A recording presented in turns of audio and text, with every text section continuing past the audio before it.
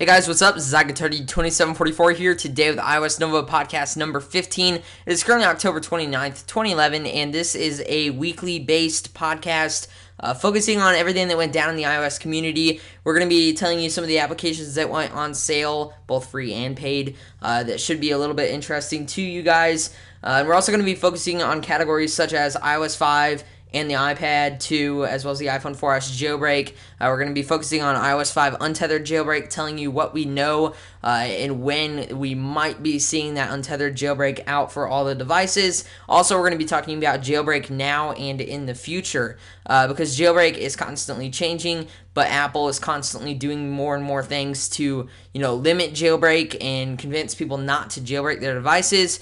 And then we also have the laws and restrictions. Right now it's legal to jailbreak your device, but in the near future, times may change and they might decide to actually make it a law and make it illegal to jailbreak your device.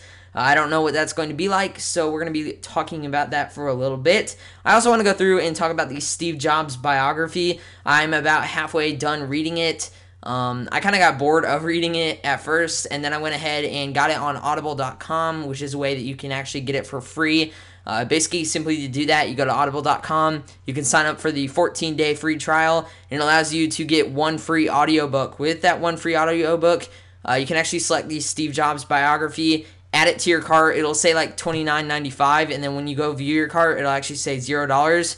Go ahead and just buy that. You can download it to your device, and then you can actually listen to the book for free. But you just don't want to, you want to remember to actually go back and cancel your 14-day trial, because they will charge you after that. So that's a way you can get the biography for free. You have the iPhone 4S. I want to talk a little bit about that. I want to talk a little bit about Siri and some of the stuff that I wish Siri had. I'm going to talk a little bit about iOS 5 and iOS gaming in the future as well as now, because I feel as though iOS gaming keeps on getting better, and I think it's going to keep getting better to an extent with the applications that are out on the App Store. So if you're new to this podcast, do note that this is going to be a long podcast type video. I may decide to put up pictures on here. It just depends on how much time I have to edit. Hopefully, I will have that time to do so, so I'll have a little visual representation on the screen. If not, I do apologize, and I do apologize about the background noises if you guys can hear that, because my dad is currently mowing the yard. So with that, I want to go ahead and focus on the applications that first have gone to free or are currently on sale. These are applications that I think are popular, that I have heard of, that I have maybe even used. And the first one is SmulePad Remix Yourself, or Remix Your Life. It's actually free, available on the App Store. Do note that these things that are on sale and free may be free only for today. They may be free only for the weekend. They may be free up until Halloween or weeks. Who knows? You're just going to have to go ahead and try to look up on the App Store. But if you're listening to this the day of the podcast, all these should be on sale and free as I announce them. Scream 4, which is a great game, by the way, is now free, available on the App Store. The Creeps, also a great game, is free. Legendary Wars, also a great game, is also free on the App Store. Silly Owls, it's free. Rope and Fly, I used to love that game. I play it all the time, or I used to play it all the time. That is now free, available on the App Store. Jaws Revenge, that's free, available on the App Store. Race After 1977, which is a really cool racing game, is now free, available on the App Store. Dead Space was $10, and now it's only actually $4, so that's $6 off. Dead Space is a wonderful game. I love Dead Space 2. Great game. Need for Speed Hot Pursuit was $9.99, is now $2.99. Instead of $10, $3, you get $7 off. Great deal. And you also have Resident Evil 4, which I wasn't sure exactly what the beginning price was, but now it is 99 cents for the iPhone, iPod Touch, and iPad. So you guys can go ahead and check out those applications that are on sale. So without further ado, I actually want to go ahead and touch on some basics and updates that I want to do with the channel, and then we'll get straight to everything that went down this week in the iOS community and some of those things that I did want to go ahead and talk about. Like I said, it's currently October 29th, 2011, and this is iOS Nova Podcast number 15. So the update's going to be pretty simple. I just want to go ahead and talk about what's going down with the podcast. I do call it a podcast. It technically is a podcast until I upload it to YouTube in a video format. And with that, I've been calling it a podcast. In the title, it's always said iOS Nova Podcast number 15 in this case, and then I'd say the date. And that's it. And lots of people look at that, and my subscribers know what it is, my viewers know what it is, and my readers know what it is. But anybody seeing that video or searching it on YouTube has no clue what this podcast is about, except unless they see iOS Nova and they know what that's about.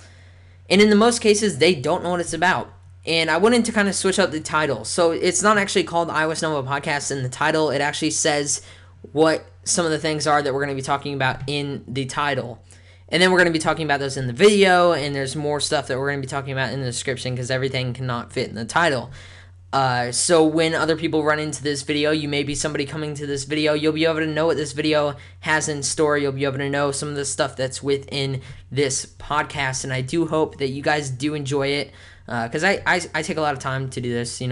Recording it's like an hour long. Editing is even longer. I may put photos in this podcast. If I do, that probably took a couple of hours. And, these podcasts will be uploaded every Saturday. I'm going to try my best to have those out Saturday. They may come out Friday, Thursday, whenever I decide to do them within that central area. But I've been trying to figure out what I'm going to do with this podcast because I wanted it to be on iTunes at first for a little bit, and then I realized that, you have to have an RSS feed, and with the sites that do offer hosting for podcasts, it's usually a monthly fee.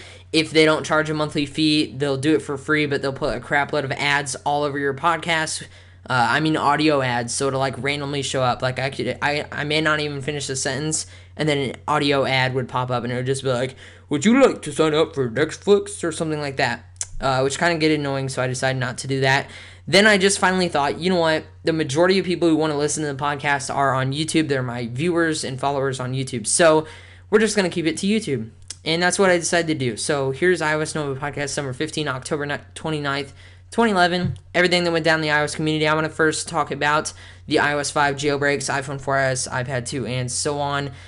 So let's just go ahead and get right into it. Now, the majority of us have been sitting around wanting an iOS 5 jailbreak for quite some time.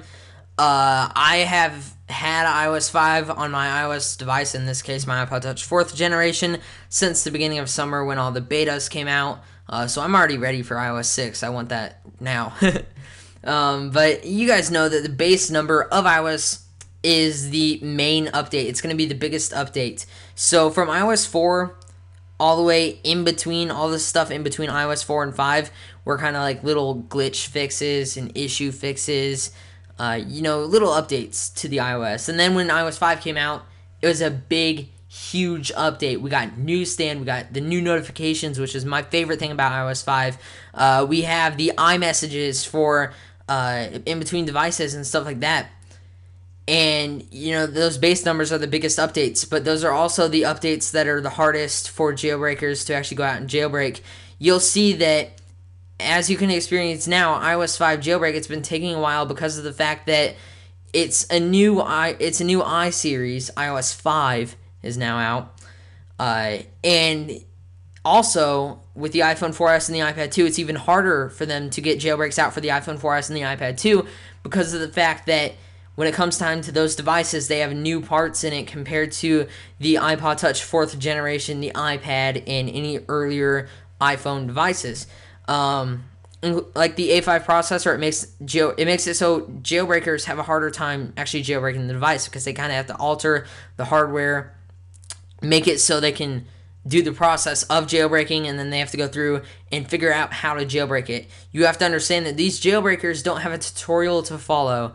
I upload a jailbreaking tutorial where I do not develop the jailbreak. I'm incapable of developing a jailbreak. It's just something that my mind could not even think about doing, which, obviously I can think about it, but I can't actually do it. If I sat there for days upon days upon days upon weeks and possibly even months, I may be able to figure out how to maybe do it, but I don't have that time.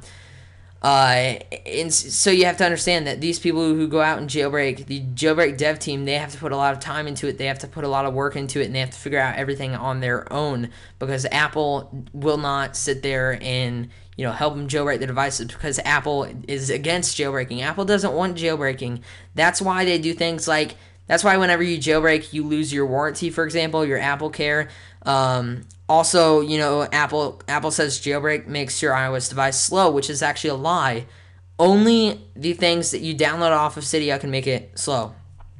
Now, that's not everything at all. You can download a theme and you can keep the same exact speed on your device. I'm talking about if you go through and you download a whole bunch of things off of Cydia that run in the background constantly on your iOS device, that could very well slow down your device, and it would also wear out battery power drastically. So, I get a lot of complaints about people who do Jailbreak, and they're like, you screwed up my device because now it's really slow. And that might have been months after they jailbroke their device. They have to understand, and I understand perfectly that when you download a lot of things, oftentimes people do not go back into Cydia, and when they're done with that, or maybe they don't like it, they don't take the time to go back into Cydia and delete it, because deleting things in Cydia, you guys know, it's not just one button. It's not just hold the icon, click X, unless you get side delete, which is probably a tweak that I do recommend. It's a tweak that I do use, by the way, and which will delete that from Cydia just by holding down the icon and clicking X. But it's kind of hard to go through and go into Cydia, find your tweak that you want to delete. Maybe it screwed up your device. Do keep in mind that individual tweaks that could actually screw up your device. There are tweaks that don't work properly on your device that are released, so you want to make sure what you're downloading off of Cydia before you actually download it. Unfortunately, there's not comments on Cydia tweaks and stuff like that. Anything you download, you don't get to see a comment. You get to see screenshots and stuff like that. But if you want to really know what a tweak is like, how well it works, if it'll make your device slower, if it'll make the battery life run out faster, there are YouTubers, there are bloggers, journalists are the same thing. You have all these people who test them for you. They go through and they download them for you, and they'll show you what the coolest tweaks are. And I've done so many times with videos such as the top 30 Cydia tweaks of 2011, which, by the way, thank you for everybody who has ever seen that video. The majority of you guys watching this probably have. But thank you, because of the fact that, I get people from school that I don't even know. They walk up to me and they're like, dude, I was looking for top Cydia tweaks, and first thing that shows up on YouTube is your video, and the first thing that shows up on Google is a whole bunch of websites and your video with your video, shared on their website. And I was like, oh, cool, thanks, because they were saying that they liked it and so on. And I'm really proud of that video. So thank you for everybody who's watched that video. I wasn't expecting it to get. It's over 300,000 views right now. I was not expecting it, and it hasn't even been out. It's been out for like a month actually. But, all these sites shared it, 9to5Mac and so on. So I thank those sites as well. And I believe I've already thanked them before, but I want to say it again. Jailbreak. iOS 5, we have the tethered for the devices that are not the iPhone 4S and the iPad 2. And the difference between tethered and untethered is tethered, you have to plug it in to reboot it with your computer. So unfortunately, if you're out and about and you only have one iPhone, which I don't recommend using a tethered jailbreak if you only have one device that you carry with you all the time, and that could be called an iPhone. So if you have an iPhone and you use a tethered jailbreak, you could be out, possibly hiking, and so on. Maybe your device reboots and you have to call somebody. You're kind of screwed in that case, and kind of sucks. So if you only have one device, do not do a tethered jailbreak. Just wait until the untethered. Now your question might be, when is the untethered going to be coming out? Developers have said stuff, and they've shown stuff. The tethered is out, but the untethered is harder to make than the tethered is. So, for example, Muscle Nerd, a very popular jailbreak developer, I follow him on Twitter. It's a great place to follow people. He tweeted that it was harder than you would think to do this, and they're running into lots of things that make it harder for them to actually go out and create this iOS 5 untethered jailbreak, let alone the iPhone 4S and the iPad 2 jailbreaks. I will let you know that not too long ago, just a couple of days ago, we saw videos released by Muscle Nerd and the dev team basically showing that the iPad 2 and the iPhone 4S are successfully jailbroken. Now, I heard lots of people in the comments complaining, you know what, if they're successfully jailbroken, why don't we have those on our devices right now? Why aren't those downloads available at this time? I'm actually happy that they're not, because if we were to have those things, the jailbreak that they were showing us in those videos, we would have lots of problems, because that is obviously not the finalized version. They're probably obviously still working on it, because the finalized version is not yet released for public download. The dev team works very, very hard on this. they don't have to sit there and they don't have to develop jailbreaks, but they do. And, the majority of us are very thankful that they do. But I know, firsthand, you have to be patient with the jailbreaks when they do come out, because every base number, like I mentioned, and with all these new devices like the iPhone 4S and the iPad 2 with changed components within the hardware, you have to understand that it takes them a while to actually be able to figure out the processes in which they have to do in order to create a jailbreak in which you guys will be able to use successfully and make it very user-friendly. It does take time, and I see a lot of people nagging the developers, Muscle Nerd, and so on, saying, "You're taking so long, why don't you hurry up?" Let them take their time, please. Don't annoy them with the constant flow of tweets, information, questions, and so on, because of the fact that if you allow them to take their time, they're going to make it better, and they're going to keep on getting better at it as they've done, and they're very successful. They're very smart people. It is not easy to jailbreak. I have seen, I actually put it up on my website long ago. I forgot who the jailbreaker was, but he wrote basically what I would call a book. It was like 57 pages long in Adobe Reader, and it was just crazy. You could scroll through it, and it was just a whole bunch of coding, and it was how to jailbreak, how to develop a jailbreak. You stare at it, and I couldn't even read past like the first couple of pages because it was so confusing. It made my head hurt so bad. It's not something that's easy to do, so please give those jailbreakers, just give them time to create these jailbreaks with iOS 5, especially, and the iPhone 4S and the iPad 2. We may actually be seeing the iPhone 4S and the iPad 2 come out with an untethered jailbreak immediately, and I've explained the difference between the untethered and the tethered jailbreak. But jailbreaking is definitely a popular thing in which I like to do. I jailbreak all my iOS devices as soon as a good jailbreak has come out. And I think that we do owe the dev team a lot of thanks. So if you haven't thanked an iOS developer already, thank them. Thank them for developing a jailbreak or whatever, because it definitely does show your support towards them. It makes them want to keep jailbreaking your devices over and over again, which I'm sure we're all thankful for. So as of the iOS 5 jailbreak, I'm assuming it's right around the corner. We don't know specifically when that'll be. They have tweeted about it. Muscle Nerd said stuff about it. Other developers have said stuff about it in the jailbreak community, but they don't know exactly when that'll be released. It could be right around the corner, as in within the next couple of days. It could be the next couple of weeks. It could be the next couple of months, because they run into a whole bunch of new stuff that they have to figure out how to bypass. And that does sometimes take a while with the jailbreak, with the processes of jailbreaking a device. Now we're going to go ahead and move on talking about something else. I want to actually talk about the Steve Jobs Biography, which was written by a very, very well-known author. You might have heard of him from several books like the Benjamin Franklin Biography and so on, named Walter Isaacson. And, Steve Jobs asked him a very long time ago to write this book for him, basically his biography. And Walter Isaacson was saying, you know what, maybe when you retire. And it does actually tell this in the book. That's where I'm actually getting this information.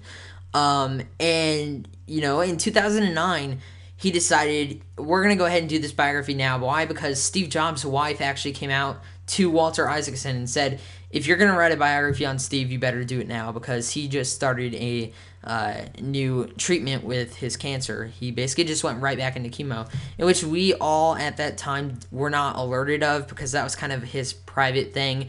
Although when you're in a public company, it's kind of important for the people to notice that, or to know that their CEO is unhealthy, he has cancer, and he's getting treatments. We did later on know, we were later on told, or were able to notice actually, because if you look at the difference between the way he looks between the years, you can definitely tell that there was something going on there, and it was obviously a relapse in the cancer, which was something definitely unfortunate. So his wife said to Walter Isaacson, if you want to do a biography on Steve, which Steve Jobs has wanted Walter Isaacson to do a biography on him for quite some time, you're going to have to do it now. In 2009, she said that. Walter Isaacson went at it, and he started writing the book. Now, within 2009, all the way up until 2011, all the way up until, in fact, Steve Jobs resigned and until he passed away, this book, well, actually until he resigned, I apologize. because this book was already being published at the time when he passed away. But, right in the middle of the book, it says, at the beginning, it lists all the characters in the book. It focuses on everything. It focuses from the beginning. It focuses on his childhood. It focused on the way it was for him in school. It focused on the very beginning. It went into deep, deep detail. I mean, the book that I have right here, and yes, I do have the hardback book. I ordered it. It looks like a dictionary. It is a huge, huge book. And it focuses on a lot of really great information. In fact, as an index in the back of the book, I definitely do recommend this book. It has all the notes from every single interview that he has conducted. And believe me, he's conducted a lot of interviews. There's actually a page that says sources, and it shows interviews conducted 2009 to 2011, and it is about 2 pages full of names. Name after name after name. Craig Good, Austin Goolsby, I do apologize.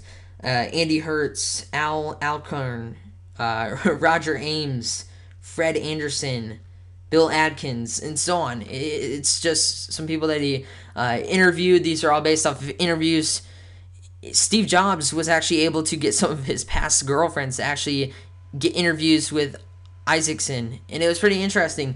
I've read about half of the book now of the biography. The biography contains so much information that if you are an Apple fan or if you are a Steve Jobs fan, I definitely do have to recommend it to you.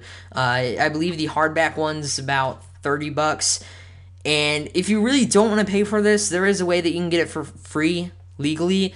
And it's actually pretty simple. There's a site called audible.com, which is basically audiobooks. You can go ahead on over to audible.com. Sign up for a free 14-day trial, and you are able to download an audiobook for free.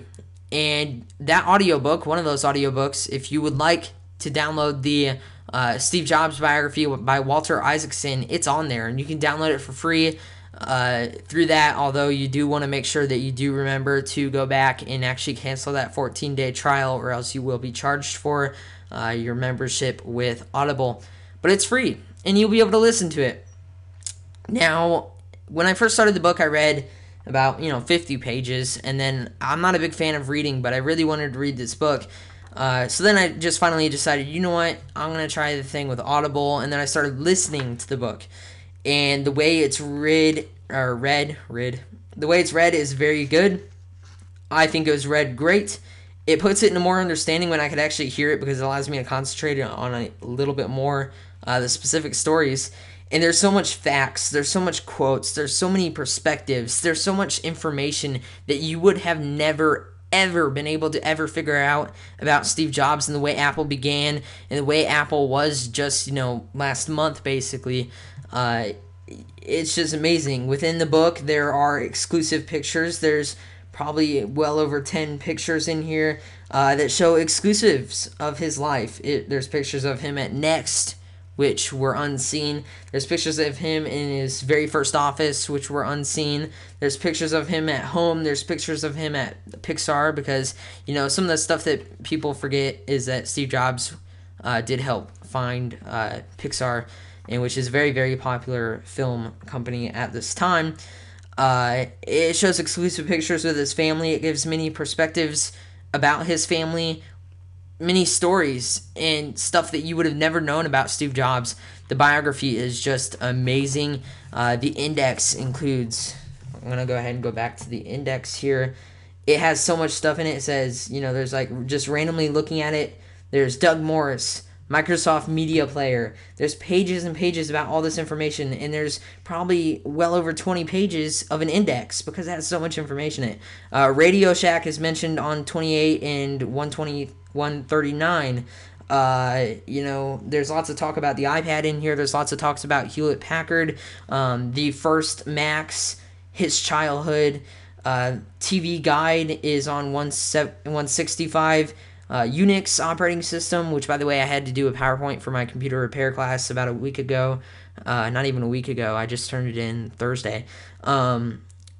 There's pages on that. There's pages on everything, and it all has to do with Steve Jobs. There's lots of information on Wozniak, which you guys know who Wozniak is. He kind of helped out Steve Jobs. Steve Jobs was more the marketing guy. He was a guy with a plan, I'd like to say. He was very smart in marketing products. Stephen Wozniak would go out and he would think of these really great ideas, like, for example, the blue box, which is something that Steve Jobs said specifically within the biography, that if it wasn't for the blue boxes, there would be no Apple, which always makes sense, because if there's so many things within this book that if they were not there, we would not have an Apple. It just makes sense. But the blue box, they talk about how Steve Wozniak built the blue boxes. He made the blue boxes. He used them for himself, and then he decided to, he thought about giving them away for free. Then Steve Jobs came into play, and he said, you know what, we could sell these. We could make money off of these. And that was his marketing plan, and he did that. So I believe it was said that it was like $40 to actually pay for the blue box, if I remember correctly. And Steve Jobs says, well, we're going to sell them for $140. And they sold them, and they made a $100 profit, which was just great. And that's where pretty much Apple's begun. It was, as said in the biography. I do apologize. But you know what? I definitely do recommend this book. The majority of you guys who take the time to listen to this podcast in this far, you probably would be interested in this book. It is very, very detailed. You will find out a lot of information that has never been heard of. By the way, Steve Jobs' favorite color is blue. I figured that out in the biography. Nobody ever knew that. See what I mean? It just reveals so much exclusive information that I feel as though so many people would be interested in hearing about if you're an Apple fan or Steve Jobs fan, or if you're a fan of any of their products for the most part. Now, there is a developer for, he does a lot of jailbreak developers. His name is Jack O'Plain. I simply call him Jack. The description on his Twitter is simply Objective-C developer, pixel pusher, stay hungry, stay foolish, which is a Steve Jobs thing. But if you've been looking at his Twitter, you know that he's working on an exploit for basically export for Siri. He's trying to get it so you can put Siri on your iPod Touch and Siri on your iPad. And I think that that is a wonderful idea because of the fact that Siri is only available on the iPhone 4S at this time. It has remained an exclusive to the iPhone 4S for quite some time due to the fact that I am assuming because Siri is a big feature in iPhone 4S. The only reason, or the main reason I would get an iPhone 4S is because I would want Siri. Siri is it's just one of those things. When they came out with the very first iPhone 4S commercial, it was all about Siri. It's all about Siri. The whole thing is focused on Siri. And they say only available on the iPhone 4S. That's pretty much significantly saying that it's available for the iPhone 4S because it's one of the biggest features that would have been available for it. And it's going to make a lot of people go out and buy the iPhone 4S just for Siri. Or maybe they're using the iPhone 3GS and they want a little upgrade or something like that. If you're still using the iPhone 3G, or I have actually, this is unbelievable, I actually ran into somebody who's still using the first generation of iPhone. It was pretty crazy. They definitely do need to upgrade. But if you're using the iPhone 3GS, you might want to upgrade to the iPhone 4S. Now, if you're using the iPhone 4, if you weren't really impressed with Siri, maybe you don't want to. But the thing is, there's lots of iPod Touch and iPad users, including me, who want Siri on their devices. They had a Siri application on there, but it was not the same as Siri is now. It has nowhere near the details and features that Siri has now built into iOS 5 on the iPhone 4S. So when you look at Siri, you see it as something that, it's almost like a person. You hold down the home button, you say, what's the weather going to be like today? And it responds. It talks to you. It can answer questions that need to have opinion to answer. Some questions do get answered that need to have opinion, which is just crazy. Some questions you can ask it, and it will talk to you like a human would respond. And it's kind of disappointing that there's only one voice in Siri so far, but I assume that they're going to be adding more voices in the near future. But it's just such an amazing feature that it's going to help sell the iPhone 4S, and they know that, so they have not put it on the iPod Touch or the iPad because they know that some iPod Touch and iPad users or people using later versions of the iPhone are going to want Siri, and they would do anything to get Siri, including buy the iPhone 4S. Now, the iPhone 4S is the only device with Siri at this time, but we're talking about having the iPod Touch and the iPad with Siri. Now, we don't know if Apple plans to add those to the devices, but they probably will most likely in the near future after the iPhone 4S has been out for a while. Now, Siri doesn't run well on the iPhone 4, probably because of the fact that it does not have an A5 processor. Siri needs to publish a lot of processes in your device, and with that, you need a more powerful processor. So when we're looking at Siri, it ran a little bit slow on the iPhone 4, but the developer Jailbreak is actually porting Siri onto these devices. He was able to port it onto the iPhone 4, and he showed a video of it, and it was running really, really slow. It was basically just unusable, but you could totally see that Siri was working on the device to a legitimate standpoint.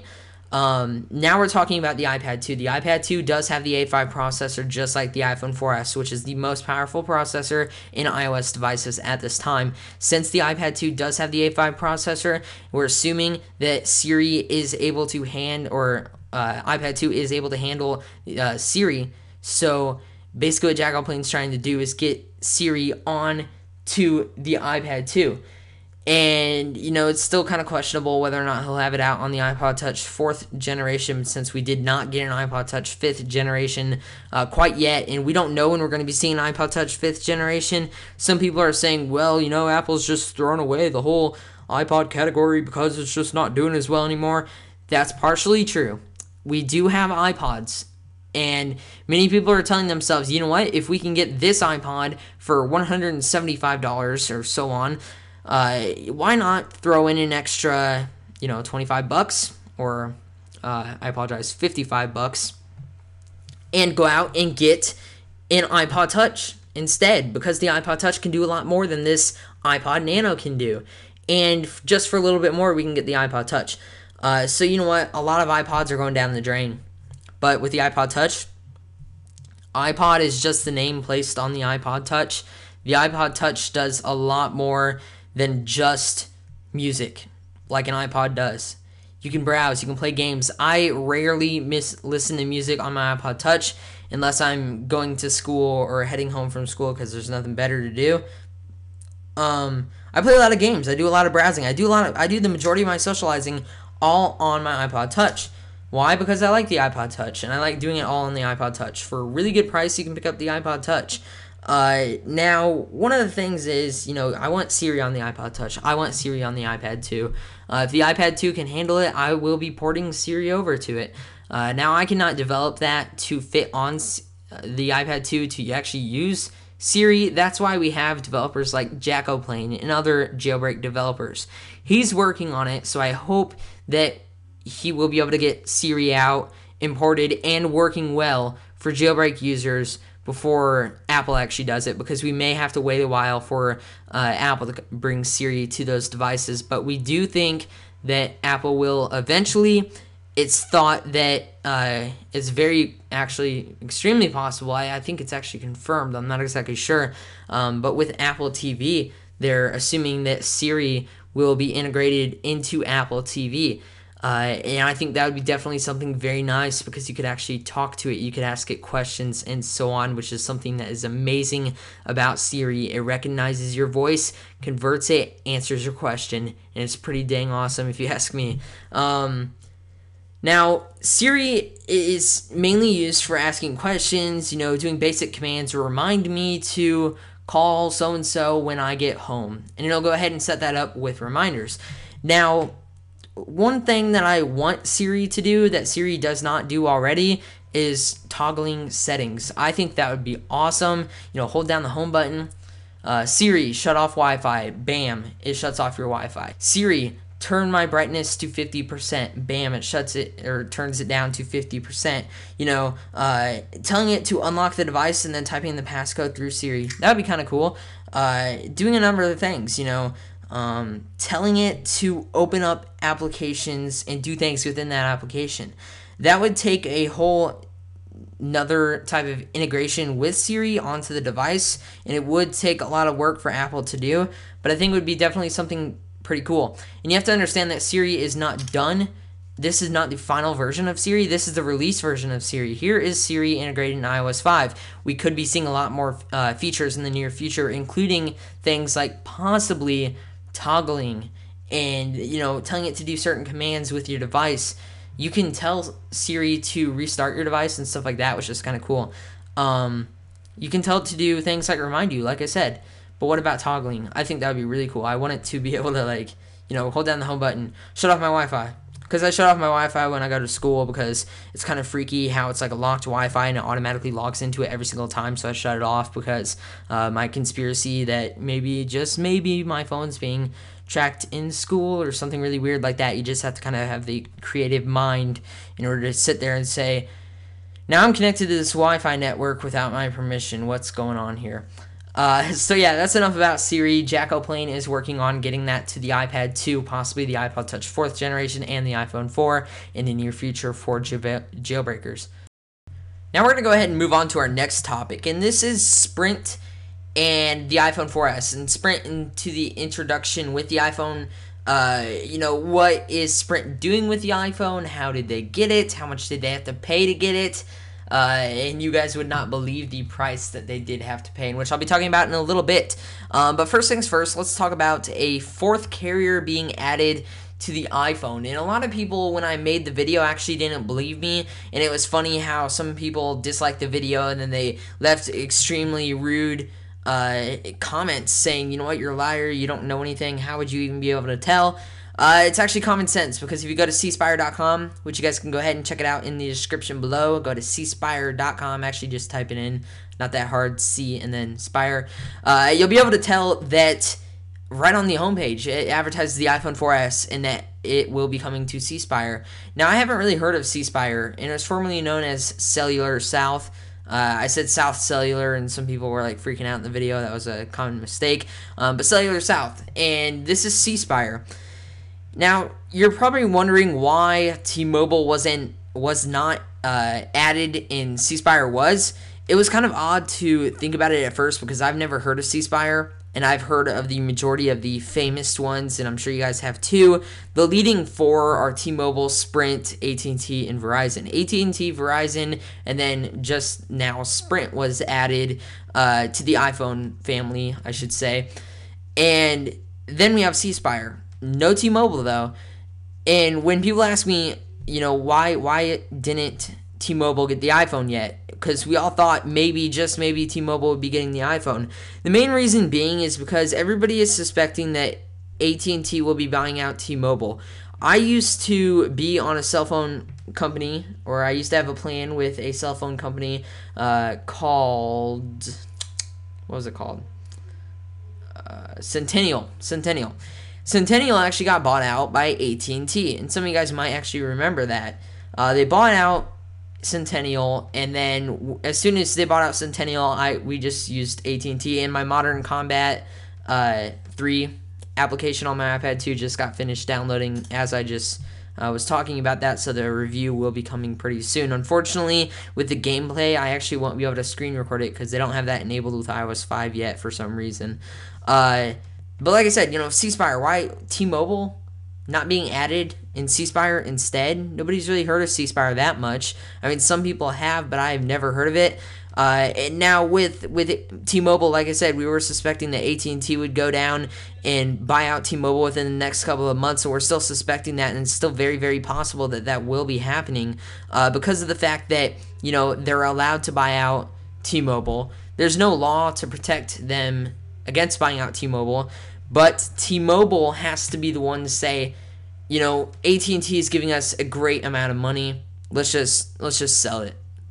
And if you understand what I'm saying here, if you have a CEO of that company or a leader of that company or the board of directors, if they're in it for a job and they get guaranteed a certain amount of money out of this buying of T-Mobile, they'll accept it most likely because of the fact that if they're covered and they don't really care about the business that much, then there you go. They're covered for the rest of their life. That's something that they care about. But then again, if you have CEOs and leaders who actually care about it, they will actually stay with it.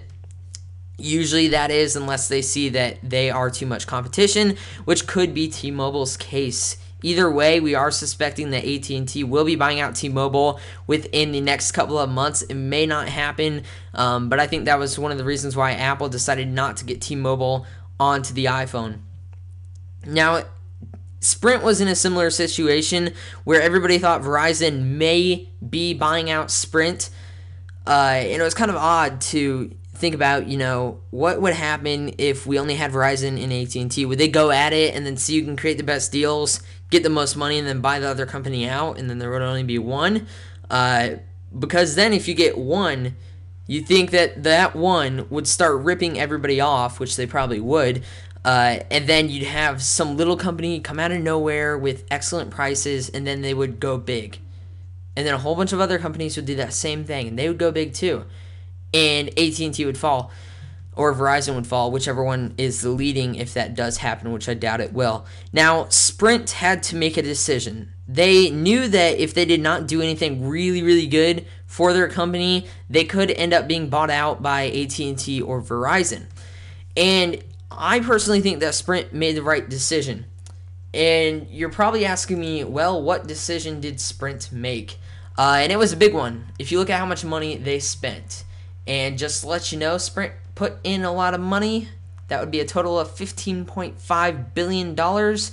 That is a lot of money. For those of you guys who know American money, $15.5 billion is more than anybody would ever be able to spend in their life.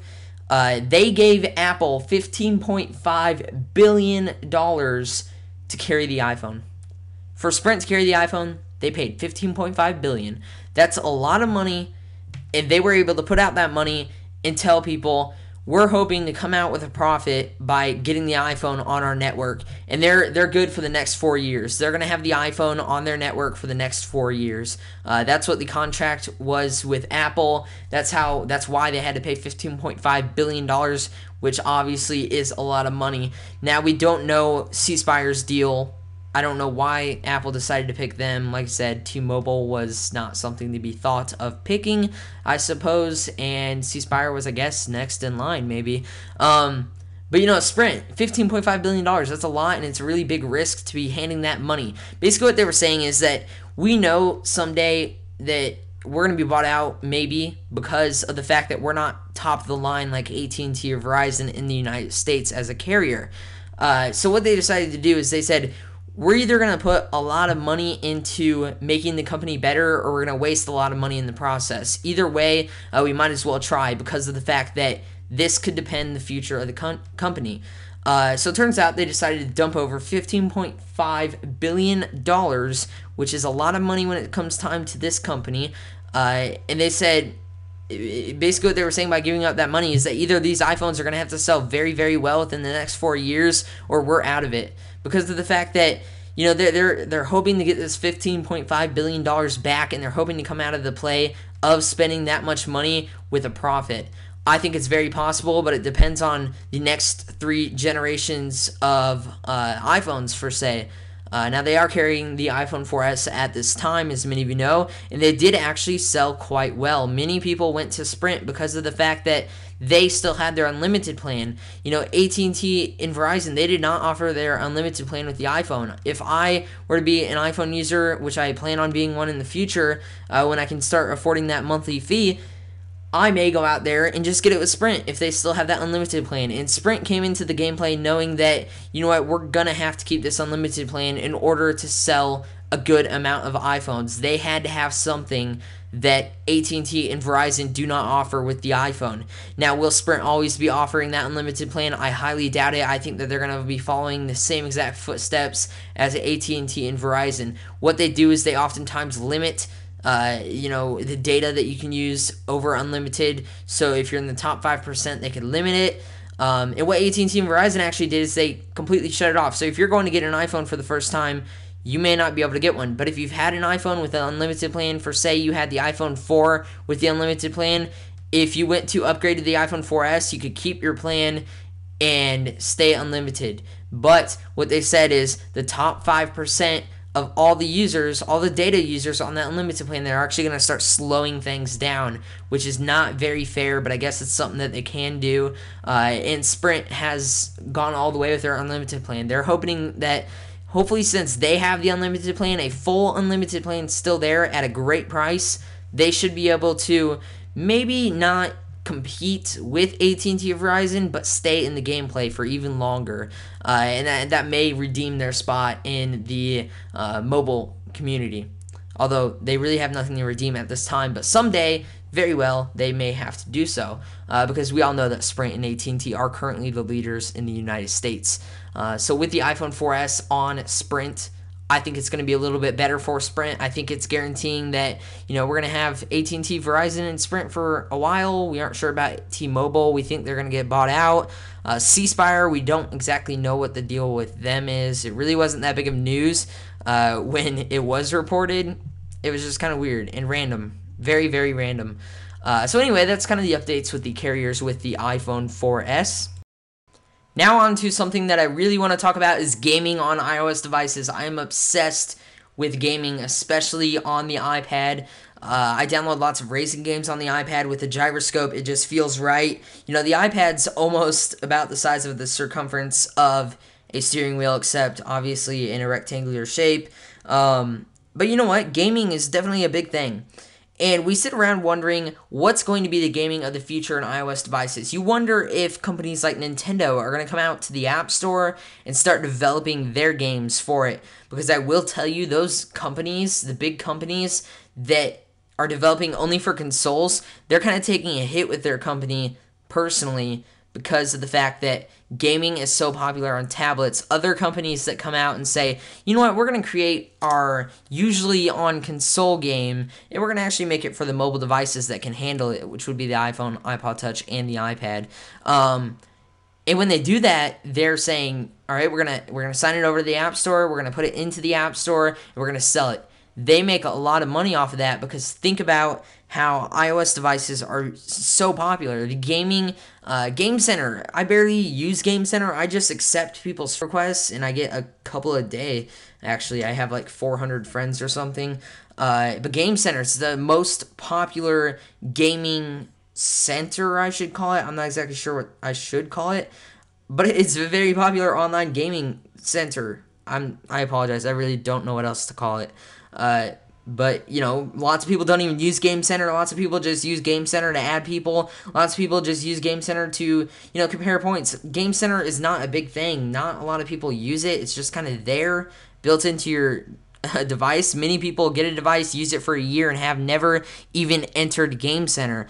But I actually do accept friends and stuff like that. So if you guys want to add me, it's Katardi2744. But I love to game on these devices, and you wonder, big companies coming to these devices, it would really help them out. It would be able to, it would kind of ensure that them, by developing on more than just their gaming consoles, it would kind of ensure that they would stay in business more longer. They'd be more successful because iOS devices are very, very popular, and obviously they can handle a lot of graphics. For those of you guys who have not played Modern Combat 3, which, by the way, I will let you know that I have not played Modern Combat 3 because just as I said, like 10 minutes ago or something into the podcast,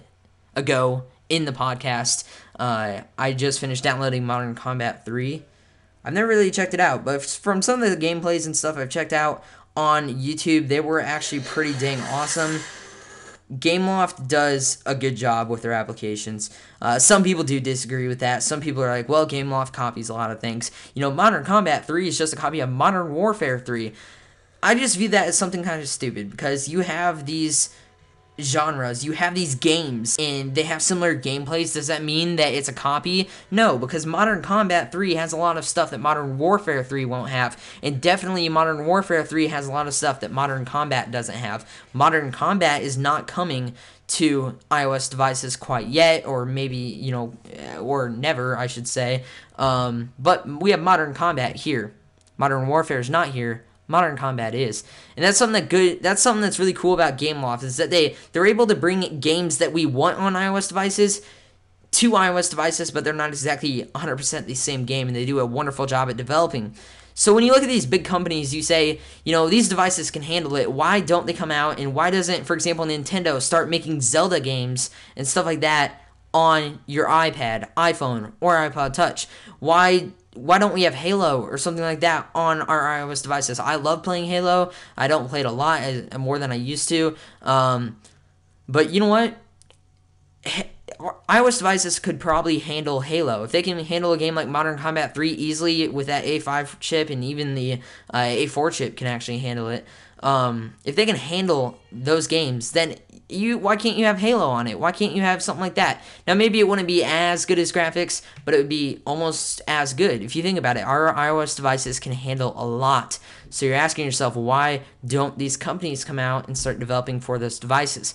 Nintendo, for example, we know for a fact why they don't. Their president came out and said that we will never, ever develop for any other device, including iOS devices, because we want to make our own hardware. Basically, that's what they were saying. They want to sit there and they like to make their Nintendo hardware. They like to come out with the Wii. They're coming out with the Wii U. They like to come out with the DSi and all this stuff that doesn't sell all that well. The Nintendo consoles don't sell all that well compared to other consoles. They don't sell that all that well, even close to that well, compared to the way that iOS devices sell. iOS devices sell wonderful. So if you think about it, if they were able to take their pretty awesome games, which I do love playing a lot of their games, Legends of Zelda, all that stuff, I used to play that stuff all the time. I don't do as much gaming as I used to, but I used to play that stuff all the time. If they were to bring that to iOS devices, you know how good that would be for the App Store. You know how good it would be for iOS devices. And then on top of that, you know how much money they would be able to make extra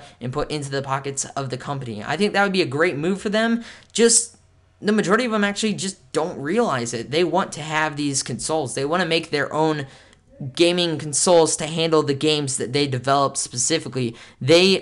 Nintendo's goal is to have their games exclusive to their consoles to make people go out and buy their consoles if they want to play the game. They don't want people to sit around and say, well, we don't have to buy the console because we can now put it on our iPhones, iPod Touches, or iPads. Even though their gaming would probably make a lot more money. They're losing money in the console business already. They aren't selling enough consoles, and they're losing money by creating these consoles and even putting their games as exclusives. They are still losing money. If you think about it, if they were to upload those to the iOS devices and do a really good job at them, they could probably redeem a lot of that money, and if they were to actually kind of shut away the console. Now, you might be asking yourself, well, I like console gaming. I like to plug it into the TV and so on. We're seeing a lot of things that are making iOS devices more so on the lines of a really good gaming device. There are things like AirPlay. With Real Racing 2, it's really great because you can have the gyroscope with Real Racing 2, and you can actually control the game with the steering of the iPad 2 simply by tilting it, and then you can have your visuals on a TV screen, and it just works out great. I've done it. I do not have the AirPlay capabilities on my own TV right here and my iPad 2. I just haven't done that so far, but I have gone over to a friend's house and used theirs, and it's pretty dang awesome. And I like AirPlay for the most part, unless you have to keep switching from your controls to your screen, the controls to screen in order to see.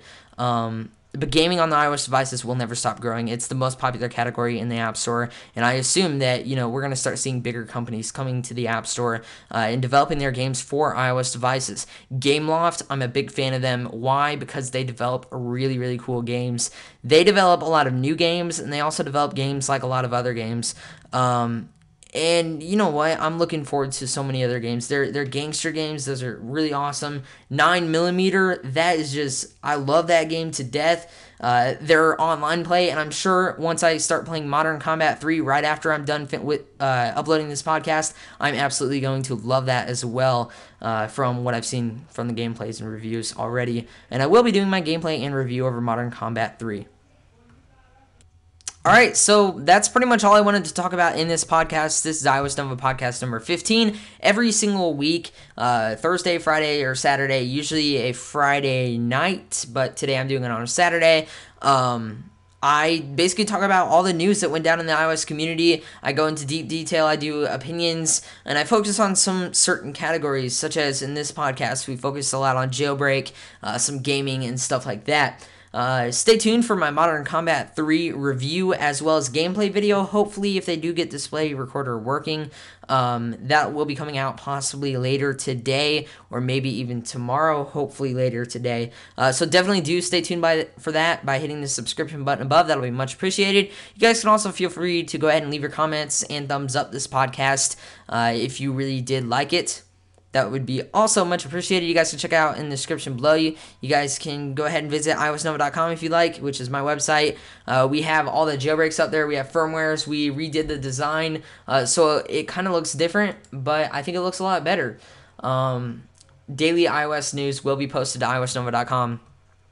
Also, so like I said, Jailbreak iOS 5 right around the corner probably.